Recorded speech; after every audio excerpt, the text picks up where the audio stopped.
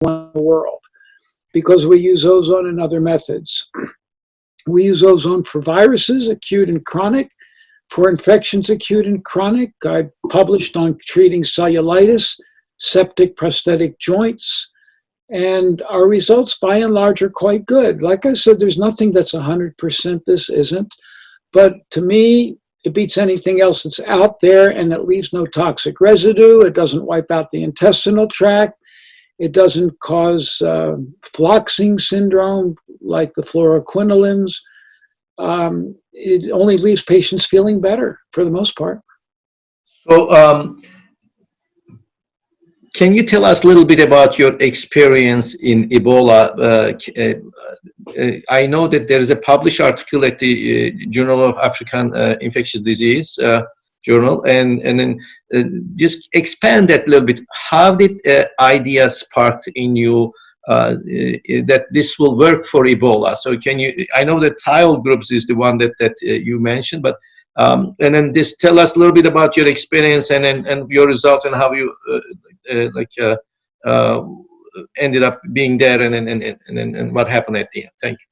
Well, I saw the reports. I did just basic research. I knew that ozone would work. I just knew intuitively, but as I did further research on the structure of the viruses, and I saw that even Ebola needs reduced thiol groups, I said, hey, this could be the cat's meow for Ebola, among other viruses, including coronavirus now. So just serendipitous, it was probably God, but serendipitous, I was introduced to a physician in Sierra Leone who was desperate for Ebola treatments, and he knew about ozone and was reaching out. Somebody put me in touch with him. He knew the president of Sierra Leone, and I said, we'll go if we get a personal invitation, which we did. So we went over there, Dr. Robbins and I went over there, and our mission was to train doctors how to treat Ebola. And we met with several government dignitaries, and they all wanted us to get this going. And Robbins left early. I was left behind. I went out to the Ebola treatment center to train doctors. And while I was there, a call came in from the Minister of Health and his deputy closing down the project. He said to the captain there, if you value your job, there will be no ozone at Hastings. That was the name of the center. I lost it. I felt like I was punched in the gonads, literally. I came all the way there to save lives. I lost it. I said, people in this room are going to die. They will die. And one doctor did. But they all wanted the treatment. So they all lined up, even though we were forbidden to treat patients. Everybody in the room wanted a treatment, doctors, nurses, and I taught them how to do it.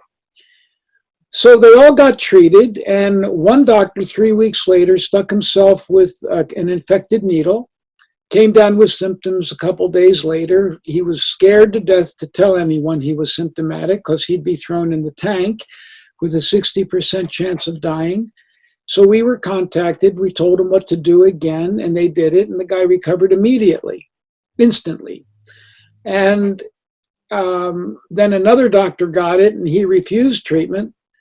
And he was medevaced to the United States because he had a green card, and he died in a hospital in Nebraska. And then his friend got it, another doctor, and he decided since the first one died, he would take ozone. And he got ozone and recovered instantly. And a couple other people got infected, and they recovered instantly. And then there was a woman who was the consort of their chief physician in Sierra Leone. He had just died of Ebola because he refused ozone. She begged him to take ozone. He wanted ZMapp, and while it was thawing out, he died. She's put under armed guard quarantine at her home. We didn't know it at the time, and our report says that she was not symptomatic, but she was. She was scared for her life. She climbed over a razor wire fence, got to our group, got treated, and she recovered instantly. So we got 5 for 5 cases. I got it published in the African Journal of Infectious Diseases. The big journals wouldn't take it because it's not glamorous. And it was done in a time of crisis, but it's still out there. And to this day, no one has a record like that. And what's interesting is none of our 5 cases had post-Ebola sequela. And 70% of Ebola cases did have post-Ebola syndrome. None of our cases did. And it was very easy to treat. They got direct intravenous gas, and some of them were refused the direct intravenous gas after their test turned positive and they were thrown in the tank. And the first doctor that we had treated quietly, secretly, was spiriting in ozone in bags and in water for people to drink, and the death rate at their facility mysteriously fell from 60% to 25%. This was published in New England Journal of Medicine. No one knew why that happened, but we know why. They were getting some ozone into some of the patients despite the orders not to. Now, you know, the next question I'm going to ask is that have you had any experience in COVID-19 patients so far? Or I personally have not, but I am getting reports from both China and Italy that the responses are outstanding. And are they doing, they call it ozone dialysis method, taking the blood out and then ozonating and putting back, or direct ozone injections like you have done it in Africa, or just ozone in the water? Just tell us how are they doing it? Well, I think they're doing by major autohemotherapy, where they take the blood out, treat it with ozone, and give it back. I think direct intravenous gas will be as good. In fact, I think it'll be more effective. It's cheaper to do and it's easier to do. But it can be hard on veins if you don't do it right. We're going to be putting on a training seminar online within a day or two, where doctors can get trained in learning how to do the DIV method. Can you kindly send me the link for the sign up, and if there is a fee, of course, mention that also. We will advertise under this video tonight, and then they will sign up. Okay. Yeah, I will send it to you, but it will be at ozonewithoutborders.ngo. Okay. Nancy George Oscar, ozonewithoutborders.ngo. Okay. That's where it's going to be, and it could go up at any time because they're doing the final edits on it now. That's for the direct intravenous method. Anybody can do that. You can learn it online. The major autohemotherapy is what's being used now. The reason why is because power brokers in the ozone world prefer that method, because some people just don't like the thought of putting gas in the vein. But oxygen has been used intravenously, oxygen gas, for generations in Europe, and safely and effectively, and oxygen gas alone would be effective for this. I don't know how effective. I like the DIV ozone better, but DIV oxygen has medicinal benefits. Okay, so I have come across this email actually from one of the places I signed up for ozone treatment, actually consulting as to see how they are offering to the patient. This picture, actually, let me open it, and it says infectious disease and a journal of infectious disease and epidemiology, and a plausible penny costing effective treatment for COVID-19. Probably the rest of it I didn't take the pictures. Is this one of the commentary that you have recently sent it, or somebody that you know? Can you? That's mine. Okay. I authored it and published it. Dr. Robbins collaborated with me. Okay. So tell me, is this like a kind of open letter to all the physicians and politicians in the world? Say that's exactly why that was written. Okay. Exactly for that reason. Can you summarize this before we hang up? Because I know that you have two other radio shows that you have to attend, but can you summarize that article for us, please? The article summarizes some of the things I've already told you. Mechanisms of ozone, dealing with oxygen metabolism, oxygen delivery, which is the very most important thing in healing, especially with this disease.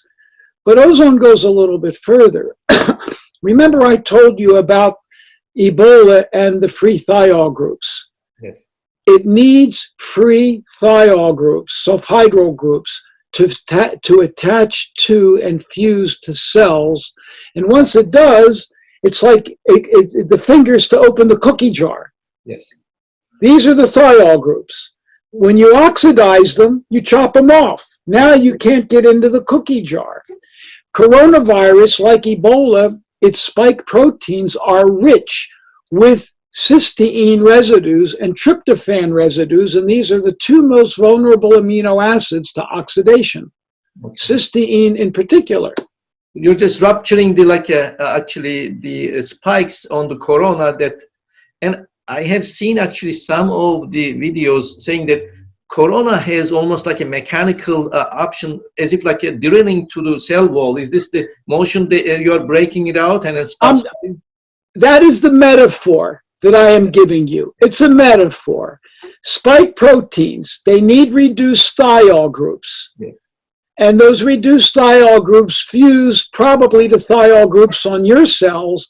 And if their thiol groups are oxidized and chopped, the virus is inactivated and it can't repair itself. It has no mechanism for self-repair. And no mechanism self-reproduction, because that's the way the virus needs to get inside of the cell to produce itself, because it's an RNA virus, as we all know. Yes. So protocol, what is the protocol recommendation for COVID-19? Preventing the disease expansion, preventing the disease expansion mitigation, moderate to severe patients and very severe patients. What is your recommendations if you were to given a job to train the doctors and give them a protocol? Well, that's going to also be on our video on our online training using DIV. Yes. If I were to see somebody, if somebody walked into my office, if they need a ventilator, they're going to get out of my office and go to the hospital. You know that. Yes. But if they're sick, I would probably, I can do DIV in my office, but I can do something that's even better. I take blood out, I mix it up under pressure with ozone, and I give it back to the patient. It's called hyperbaric ozone. I think that's the very best method there is, but not everybody can do this. Not everybody has the equipment and the expense.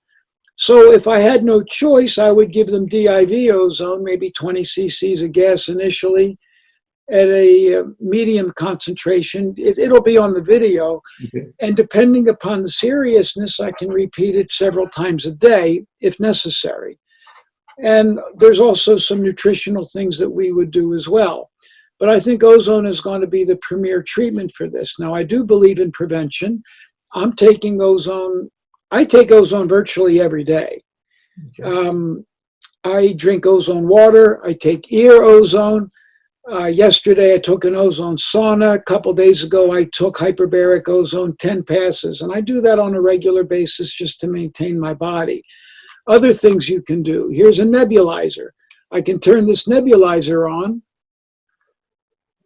and I can breathe nebulized hydrogen peroxide. It's another thing that you can do. This is just another oxidant. The body makes oxidants to fight infection. Your body makes hydrogen peroxide, bleach, hypochlorite. It makes singlet oxygen. It even makes ozone. It makes nitric oxide. All of these are oxidants to fight infection. And ozone therapy is just supplementing this. Okay. Basically, how can we get ozone treatment into masses? Let's say if this is an accepted method, as you say, there are so different options in our hand. It wouldn't be any shortage, and then getting this in the hands of physicians to use it is less than a day of training, or just maybe 2 days training. Is that right? Well, we offer comprehensive training in our office. We have what we call a Mastering Ozone workshop where all the methods are taught, and I teach how to do joint injections, soft tissue, prostate, epidural injections. We teach virtually everything that you can do in 2 days. It's very intense. We also, Dr. Robbins is there and teaches DIV. My next class is scheduled for May 15th to 16th, unless COVID interrupts it. But we only take so many people. The online training is for DIV only. Okay. And while we prefer you to get the instruction in person, this is such an emergency, we decided to make a training program available online. Yes, there'll be a fee. You can talk with Ozone Without Borders about it. And doctors and health professionals, anybody who can stick a vein can do this, provided they just follow certain guidelines. It's extraordinarily safe. And how expensive is the machine? Is like any devices required for this process? Yeah, you need an ozone machine. You need medical grade oxygen. The machine that I like the best is made by Zotzmann in Germany. It does hyperbaric ozone, and it's pricey. I think it's 12,000 euros. But you can get cheaper machines for DIV. You can get machines for between, you can get a whole setup for between, say, $1,500 and $3,000. That's reasonable. Sounds great. Thank you very much for taking your time in this busy and just like a gruesome air, actually. But I think your information is gonna be saving a lot of lives. And thanks for being part of this. And I will share all this information, my audiences here in the United States as well as in Turkey. And we'll look forward to work with you and then train more physicians. Thank you. And if you do research with this, if the Turks are interested, I would be more than open to collaborating to publish their findings on this. That's great. I think there'll be a lot of corroboration requests soon. And just to let you know, there are a lot of machines in Istanbul and Ankara in private practices, functional medicine doctors, Excellent. And then there is a way of like starting this right away there too. Thank you. Ciao.